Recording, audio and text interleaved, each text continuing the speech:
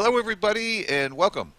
Well, today we're going to be looking at the new carrier that's going to be showing up in version 0.8.0 of World of Warships.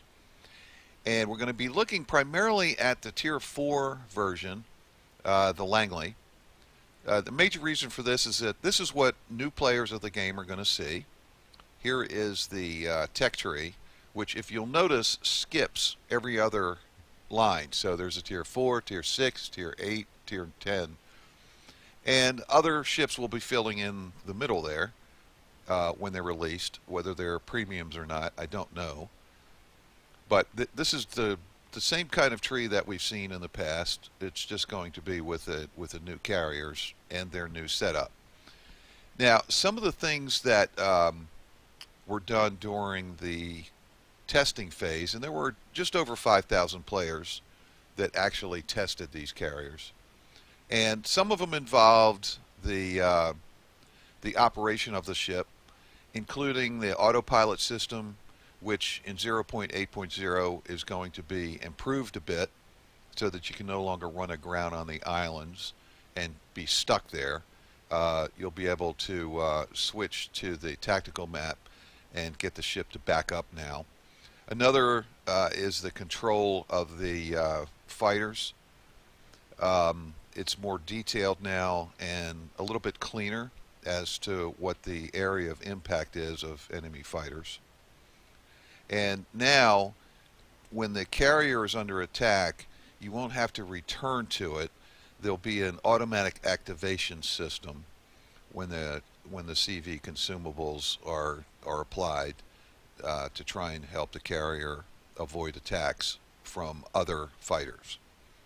So those are some of the things that are coming up on the 0.8.0. Again, input apparently was listened to very carefully by Wargaming, which is always nice.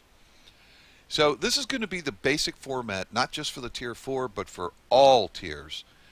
Basically, you're going to be controlling one squadron at a time. Choices are going to be fighters, rockets, bombs, torpedoes, depending on the tier you're in, and depending on the carrier that you select, which line, whether it's IJN, American, and of course there'll be the new British carriers coming up, which was just announced this past week.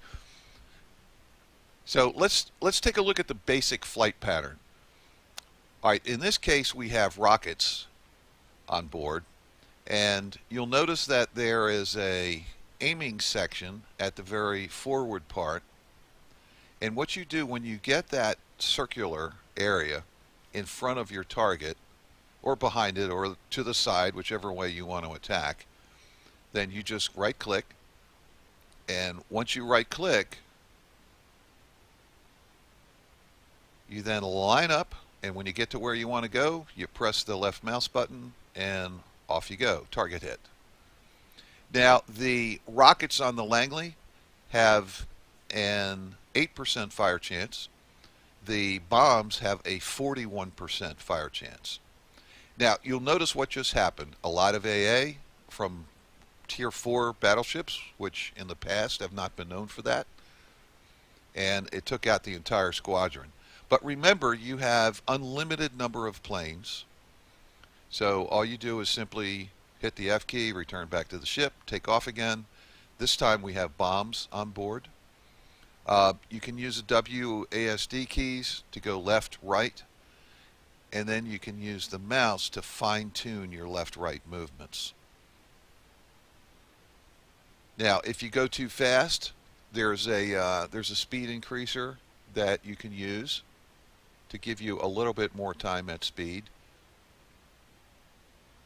So each plane of each class has different top speeds, different cruising speeds, and like any other ship in this game, there are some things to learn, and that's just one of them. Now, bombs work much the same way that rockets work, in that you locate a spot either in front, behind, or on the side of whatever you're trying to bomb. And then as the ship comes into play, it automatically dives. You don't have to drive it to do that. And drop the bombs and get your hit. Now, you'll notice there's not a tremendous amount of damage being done. Keep in mind there's going to be buffs and nerfs for AA, amount of damage. I mean, there's all kinds of flexibilities here that we're going to see upcoming in the future. So we're going to have a little bit of patience as far as balancing goes. In this particular test, this was the third test of the carriers. The AA seemed to be exceptionally strong, and the damage done by bombs or rockets didn't seem to be all that high. We'll see that at the very end of the video. Now, one thing that is important to realize, we've gone back up with rockets, is on the screen at the lower right near the center, it shows you the armament that's being supplied. It does have to refresh.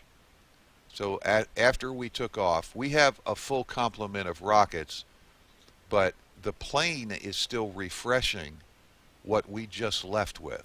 So for instance, if we were to stop right now, go back to the plane, instead of having 9 of 9 rockets available, we'd only have 6 of 9. So you have to watch your supplies. Even though it's unlimited, it still takes a few moments for it to rebuild. However, if we wanted to go pick up bombs, we could simply hit F, go back to the carrier, pick them up, and we'd have a full complement. And again, it's quite simple operation. Right click, find your target, and off they go. I found it was easier to use your WASD keys to get to the basic area of where you wanted to bomb or use your rockets, and then use the mouse left and right to control the exact positioning of the aiming circle. Again, it seemed to be rather intuitive.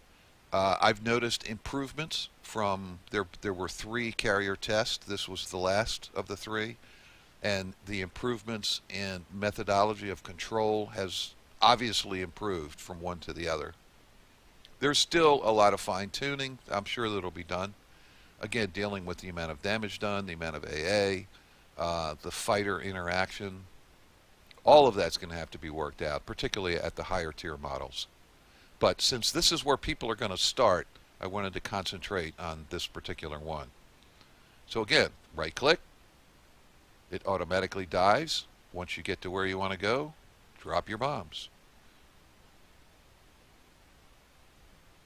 Or shoot rockets, whichever it is. In this case, it's bombs. But it's easy to do relative to where the ship position is if you don't overstate it. Now here it looks like I may have aimed improperly, but again, you can get a pretty good hit, assuming you're not way off. And you'll notice that the aiming circle is yellow until it's ready to go again. So you can't just immediately drop bombs and then go to the next ship and drop bombs again. There is a little bit of a, I don't know if it's a reload time would be the right term, but there is some time required. So as we can see, we didn't top the board, but it was enough damage. I think it's very intuitive. I think it'll be easy for people to learn, and it looks kind of interesting. People will have the chance to spot if they want for the rest of their team, or they can go for damage. So depending on how you want to play the carrier, whether it's spotting damage or damage itself, I think it'll be pretty interesting. Now also there'll be an event coming up for carriers. It's called the Fly Strike Win, similar to the Royal Navy event that was ongoing. So look for that too. It'll be the same kind of format. And you'll be able to get camouflages, signals, and Lunar New Year containers when that comes up. So I look forward to this. This will be interesting. And if you're a new player, it's just another way to hit the game, and I think successfully. So thanks for watching. Look forward to seeing this aircraft carrier come out in the future, along with all the other higher tier ones. And remember to hit that subscribe button on the way out.